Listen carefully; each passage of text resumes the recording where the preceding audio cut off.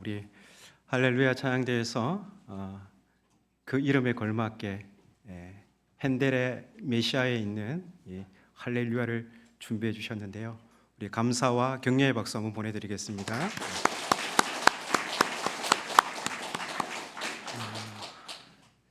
성탄에 주님께서 주시는 은혜와 평화가 오늘 예배하러 나오신 우리 모든 성도님들께 함께 하시기를 기원합니다. 존 그리핀이란 이름을 가진 흑인 운동가가 있습니다.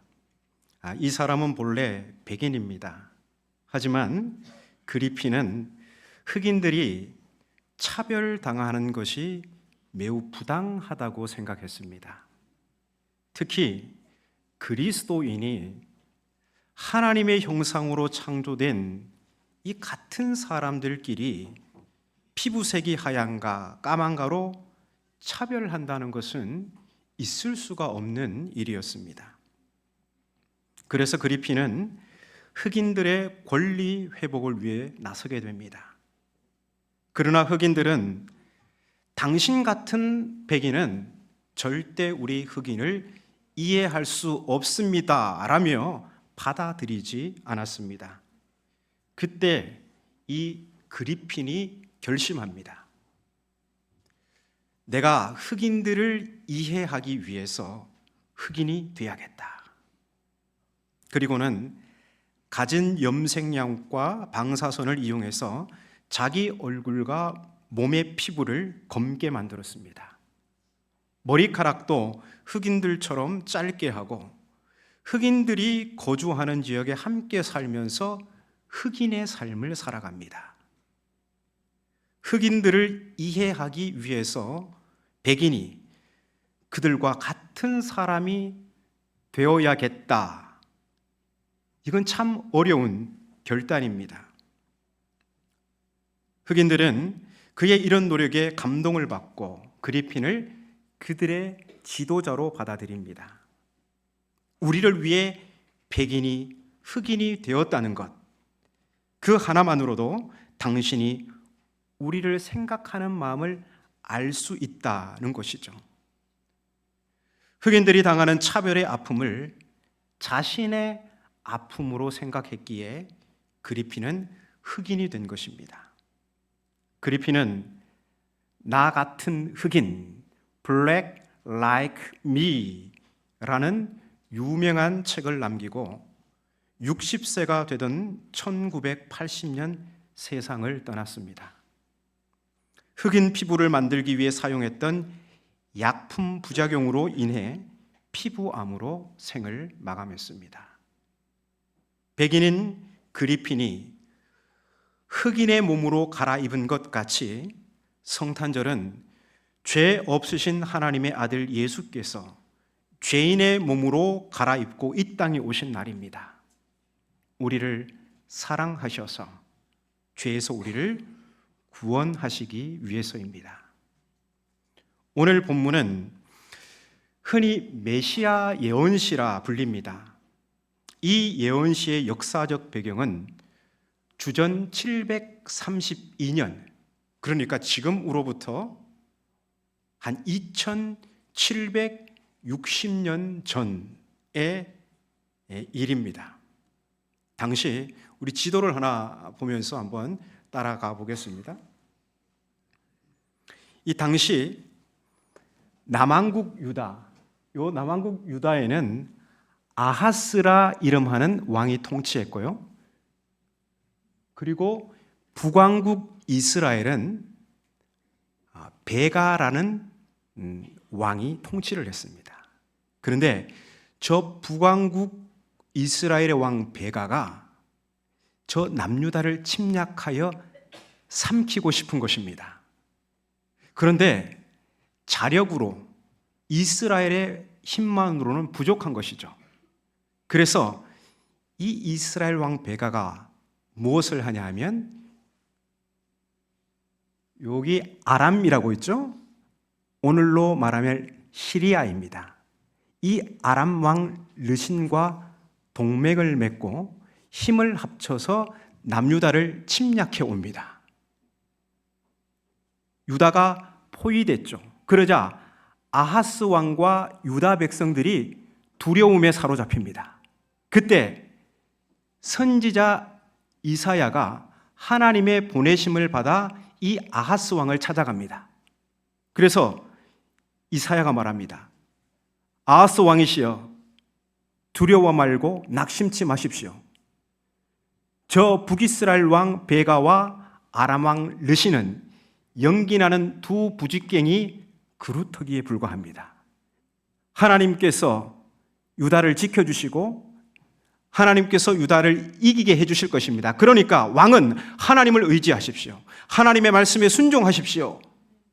이렇게 말을 하죠. 그런데 아하스가 누구입니까?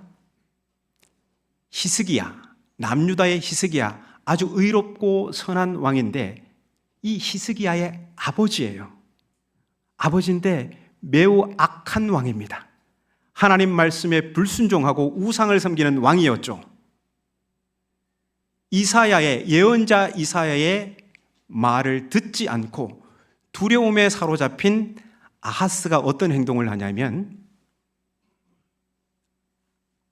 아시리아 제국, 아수르 제국의 디글랏 빌레셋 왕에게 사자를 보내서 원군을 요청합니다. 왕이시여, 나는 이제 왕의 종이 되겠습니다. 그러면서 그 아수르 왕에게 무수한 선물을 바치고 종주 봉신 조약을 맺습니다.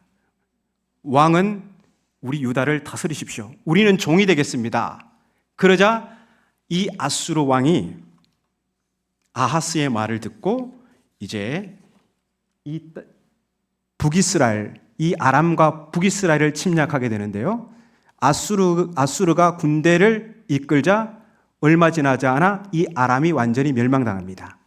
이 아람이 멸망당하고 또 이어서 이 북이스라엘의 북쪽 지역이 아수르의 영토로 편입됩니다. 9장 1절, 오늘 그 본문이 9장 2절부터 시작되는데요. 9장 1절에는 아수르의 영토가 된 북이스라엘의 북쪽 지역이 어디인지를 언급하는데요. 9장 1절에 어디라고 나와 있습니까? 스불론과 납달리. 네, 여기입니다. 여기는 갈릴리 호수입니다. 그러니까 이 스불론과 납달리는 어디냐 하면 갈릴리 지방입니다. 이스라엘 북쪽 지역에 있는 이 갈릴리 지역입니다. 그래서 본문 2절에 흑암에 행하던 백성은 아수르의 영토가 된 북왕국 이스라엘의 북쪽에 사는 스불론과 납달리 땅의 백성들, 곧 갈릴리 땅에 사는 사람들을 가리킵니다. 자, 아수르의 폭압적 지배 아래 놓이게 된 것이죠. 그래서 어둠과 절망 가운데 신음하던 스불론과 납달리 사람들은 빛을 갈망하고 있었습니다. 이들이 갈망하던 빛이 무엇일까요? 큰 빛이 무엇일까요?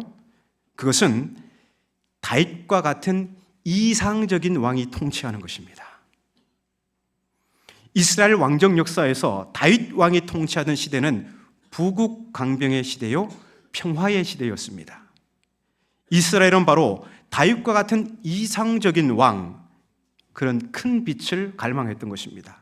그런데 흑암에 행하던 그 땅에, 사망의 그늘이 드리워진 그 땅에 마침내 큰 빛이 비치게 될 거라는 예언의 말씀이 임합니다.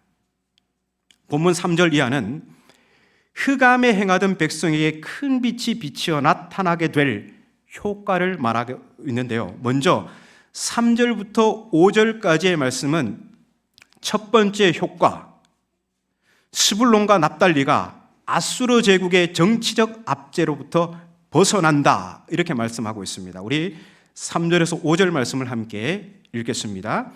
주께서 이 나라를 창성하게 하시며 그 즐거움을 다하게 하셨으므로 추수하는 즐거움과 탈취물을 나눌 때의 즐거움같이 그들이 주 앞에서 즐거워하오니 이는 그들이 무겁게 맨 멍에와 그들의 어깨의 채찍과 그 압제자의 막대기를 주께서 꺾으시되 미디안의 날과 같이 하셨음이니이다.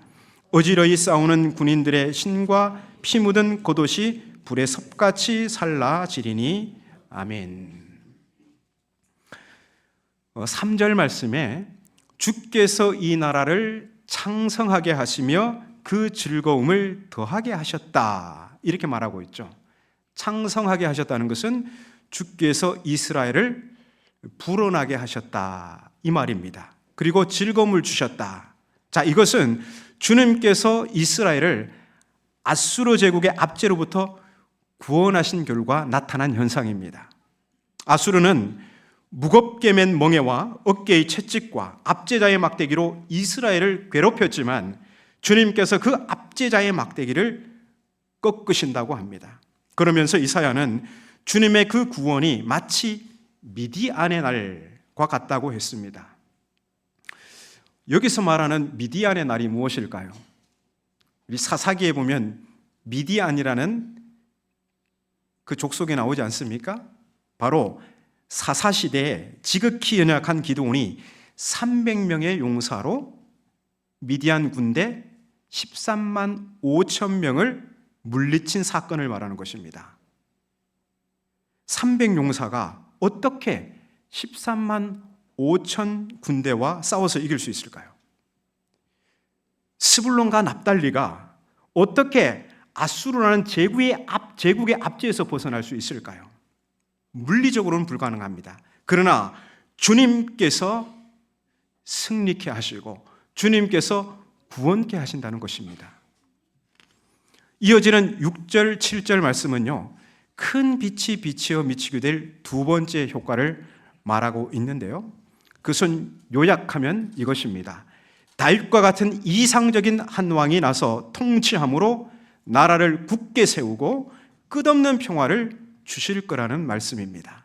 우리 6절, 7절은요 얼른 와닿지 않는 단어들이 많아서요, 제가 여러 번역본들을 비교해서 좀 편집해 보았습니다. 이해를 돕기 위해 화면을 보시고 6절, 7절 말씀을 함께 읽겠습니다. 한 아이가 우리를 위해 태어났고 한 아들을 우리에게 주셨습니다. 그의 어깨 위에는 통치권이 있습니다. 사람들은 그의 이름을 놀라우신 책략가, 용맹하신 하나님, 영원하신 아버지, 평화의 왕이라고 지어 부릅니다. 그의 통치권이 끝없이 커질 것이고 평화도 끝없을 것입니다. 정의와 공의로 통치하시니 그의 왕국이 굳게 서고 평화가 끝없이 지속될 것입니다. 만군의 주님의 열정이 이 일을 이룰 것입니다. 아멘. 큰 빛이 이 스불론과 납달리, 이 갈릴리 지방에 비치게 되자 나타나게 될 두 번째 효과인데요, 첫 번째 효과보다 좀 더 적극적이죠. 우리를 위해 한 왕이 나셨는데 사람들은 그 왕이 통치하는 모습을 보고 다양하게 이름을 지어 부르게 됩니다. 어떤 사람은 놀라우신 책략가라고 하고, 또 다른 사람은 용맹하신 하나님 혹은 영원하신 아버지, 평화의 왕이라고 이름 지어 부릅니다. 그런데 핵심은 한 왕이 통치하니 나라가 굳게 서고 평화가 끝없이 지속된다는 것입니다. 어떻게 그럴 수 있을까요? 정의와 공의로 통치하니. 성경에서 평화는요, 정의와 공의라는 나무에서 열리는 열매로 비유됩니다. 그러니까 정의와 공의라는 나무에서 평화라는 열매가 맺힌다는 것입니다. 그리고 성경에서는 정의와 공의가 세상을 다스리시는 하나님 통치의 견고한 두 기둥이라고 합니다. 먼저 하나님은 정의의 하나님이시죠. 성경에서 말하는 정의는 법에 따른 공정한 재판을 의미합니다. 우리 세상의 정의와 다를 것이 없습니다. 그래서 빈부귀천, 지위고하를 막론하고 그가 누구든 오롯이 법을 기준으로 가해자는 처벌받고 피해자는 보상받는 게 정의입니다. 그리고 하나님은 공의의 하나님이십니다. 성경에서 말하는 공의는 상대의 처지를 헤아리는 공감력입니다. 상대의 처지, 상대의 마음을 헤아리는 공감력이 성경에서 말하는 공의입니다. 보통 사람은요, 자기 기준에서 상대를 판단하고 평가하는 경향이 있습니다. 상대의 의도를 헤아리기보다 내 귀에 들리고 내 눈에 보이는 대로 판단하여 본의를 왜곡하고 상대에게 고통을 줄 때가 있습니다. 하지만 공의는 상대방의 입장이 되어서 그의 처지를 헤아리는 것에서부터 출발합니다. 이 마음이 준비되지 않으면요, 공의로운 사람이 될 수가 없습니다. 그런데 흑암에 행하던 스불론과 납달리 사람들에게 오실 왕은 사람을 차별하지 않고 법에 따른 공정한 재판을 하는 정의의 화신이시고, 목자 잃은 양같이 좌우를 분변치 못하는 백성의 처지를 헤아리는 공의의 화신이라는 것입니다. 그런데 당대 아하스를 이은 아주 의롭고 선한 왕 히스기야, 그는 다윗을 닮은 이상적인 왕이었지만 그럼에도 불구하고 오늘 이 예언의 놀랍고도 영광스러운 그 통치를 지상에 구현하기에는 역부족이었습니다. 그래서 정의와 공의를 행하는, 그래서 나라를 굳게 세우고 끝없는 평화를 지속시킬 이상적인 왕에 대한 이 예언은 미성취로 남아있게 됩니다. 그런데 그때로부터 800년이 지나 갈릴리 나사렛에 사는 한 청년이 일어나서 이사야서 9장의 이 예언이 바로 나의 사명이다, 이렇게 선언합니다. 다 같이 마태복음 4장 12절부터 16절 말씀을 화면을 보시고 함께 읽겠습니다. 예수께서 요한이 잡혔음을 들으시고 갈릴리로 물러가셨다가 나사렛을 떠나 스불론과 납달리 지경 해변에 있는 가버나움에 가서 사시니 이는 선지자 이사야를 통하여 하신 말씀을 이루려 하심이라. 일러스되 스불론 땅과 납달리 땅과 요단강 저편 해변길과 이방의 갈릴리여, 흑암에 앉은 백성이 큰 빛을 보았고 사망의 땅과 그늘에 앉은 자들에게 빛이 비치었도다 하였느니라. 아멘.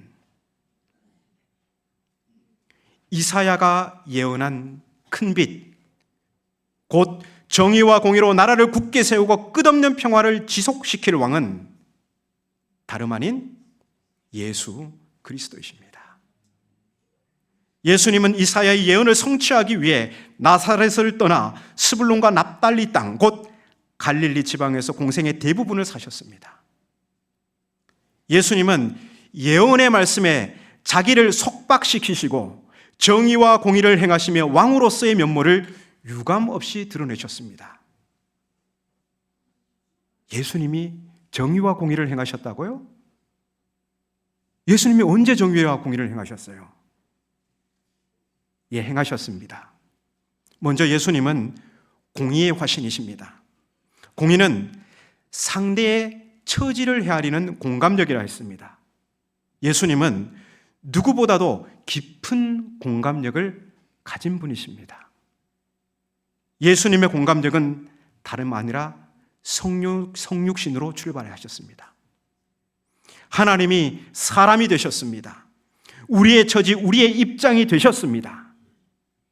그래서 예수님은 슬픈 자를 보면 함께 우는 분이셨고, 병자를 보면 그들을 고치시는 분이셨습니다.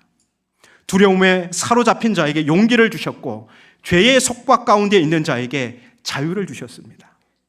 그리고 결국 십자가에서 우리의 죄를 짊어지셨습니다.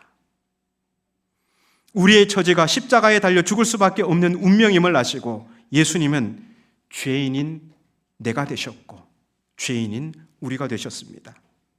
마귀는 우리를 향해 죄인이라고 정죄하며 고발할 때 예수님은 우리를 위해 십자가에 달리셨습니다. 우리가 있어야 할 자리에 예수님이 달려 계셨습니다. 이렇게 예수님은 죽기까지 우리 처지를 헤아리시고 우리의 입장이 되어주셨습니다. 또한 예수님은 정의의 화신이십니다. 정의는 법에 따른 공정한 재판이라 하였습니다. 하나님의 법에 따르면 모든 인간은 십자가형에 처할 수밖에 없는 죄인입니다. 하나님의 정의가 실현되려면 우리가 십자가에 달려야 합니다. 그런데 우리가 달려야 할 십자가에 죄 없으신 예수님께서 달리셨습니다. 성경은 예수님의 이 죽음을 가리켜 대속적 죽음이라고 합니다. 우리의 죄를 짊어지시고 예수께서 십자가에 달려 죽으심으로 하나님의 정의가 실현된 것입니다. 여러분, 우리가 그냥 하나님으로부터 무죄 선고를 받은 게 아닙니다. 예수님께서 십자가에서 우리의 죄를 짊어지시고 우리를 대신해서 죽으셨기 때문에 하나님께서 우리에게 너희는 무죄 선고야 이렇게 간주해 주신 것입니다. 그래서 십자가는 하나님의 공의가 실현된 장소임과 동시에 하나님의 정의가 실현된 장소입니다. 공의와 정의를 실현한 왕이신 예수 그리스도의 사역을 통해 우리가 하나님과 평화를 누리게 된 것입니다. 그래서 복음이 선포되는 곳마다 하나님과의 평화를 누리는 은혜가 나타날 수 있는 것입니다. 오늘날 얼마나 많은 사람들이 좋은 거주지에서 문명의 밝은 혜택을 누리며 살고자 분투합니까? 우리 어제까지 그렇게 살다가 오늘 여기 모인 거 아닙니까? 좋은 집에 살고 좋은 문화적 혜택을 누리면서 살고 싶은 그 마음으로 살다가 오늘 여기 우리가 모였습니다. 그러나 예수님은요, 버림받은 것 같은 없는 자들의 동네에서 사시며 죽음의 그늘이 짙게 들여온 땅을 주목하셨고 800년 동안 유보되어 온 이사야의 예언에서 자신을 부르시는 하나님의 음성을 들었습니다. 이 이사야서 9장 말씀을 펴서 읽으시면서 이 예언의 말씀은 나를 부르시는 하나님의 음성이구나, 이게 나의 사명이구나, 예수님은 그렇게 결단하셨습니다. 예수님은 예언의 말씀에 자신을 속박하시고 예언의 땅 스불론과 납달리, 흑암에 행하던 백성이 있는 그 땅으로 뚜벅뚜벅 걸어오셨습니다. 예언은요, 그것을 듣는 사람의 전 존재를 뒤흔듭니다. 그래서 이것이 나의 사명이구나, 이렇게 예언의 말씀이 듣는 이들을 부릅니다. 그래서 예언의 말씀이 바로 영감의 언어입니다. 우리가 예언을 읽을 때 무미건조하게 읽는 것이 아니라 지금 당장 내 가슴의 응답과 내 손발의 순종을 통해 폭발적인 능력을 드러낼 생명의 언어로 읽어야 합니다. 하나님은 지금도 말씀의 가슴으로 공명하며 하나님의 생명 에너지를 분출할 인물들을 찾고 계십니다. 그렇다면 우리는 이 예언의 말씀에 어떻게 응답할 수 있을까요? 예수께서 이 예언을 자신을 부르는 하나님의 음성으로 읽었듯이 오늘 우리도 이 예언의 말씀을 나에게 주시는 하나님의 말씀으로 읽는 것입니다. 그래서 오늘 내가 추구하는 삶이 좋은 거주지에서 문명의 밝은 혜택을 누리는 중산층의 삶이 아니라 예언의 말씀에 나를 속박시키고 이 땅에 버림받은 것 같은 작은 자들을 향해 나의 발걸음도 주님과 같이 뚜벅뚜벅 걸어가야겠구나, 이 예언의 말씀에 응답하기 위해서 나의 작은 실천을 구체적으로 적시하고 실천으로 옮기는 것입니다. 정의와 공의가 무너져 울부짖는 이들을 찾아가 그들의 처지를 헤아리는 공감력으로 세상 권세를 향해 정의를 외치는 예언자적 사명을 감당해야 합니다. 이것이 평화의 왕으로 성탄하신 예수 그리스도를 기쁨으로 맞이하는 성탄의 아침 성도가 가져야 할 태도이고 우리가 매년 성탄절을 보내는, 기념하는 이유인 것입니다. 우리 함양교회가 예언의 말씀, 이 영감의 언어에 포획되어서 고통 가운데 신음하는 이 땅의 작은 자들에게 주의 성탄을 전하는 빛의 사명을 감당하는 교회가 되기를 주님의 이름으로 축복합니다.